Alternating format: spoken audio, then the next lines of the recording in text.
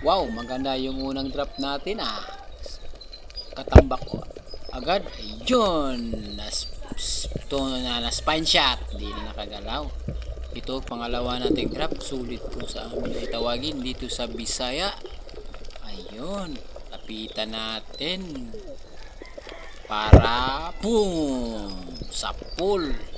Siguro timbangan. Ayan, paikot-ikot na lang. Ito, solid ulit. Pangalawang solid, pangatlong isda. Ayun, maamo lang ha. Ikot-ikot din. Siguro na to. Pagdagdag. Ayan. Meron pa, solid. Dami solid ngayon ha. Ayun, ikot-ikot na lang siya pag natamaan. Siguro na to. Maiipon din to. Ayan.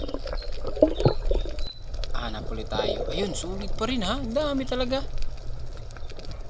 Kunin natin to kasi madami kasi. Uy, kumaripas ng takbo. Yan, solid pa rin. Sige lang, bahalang kayo, mga solid kayo. Dadami rin kayo siguro. Lakas ha.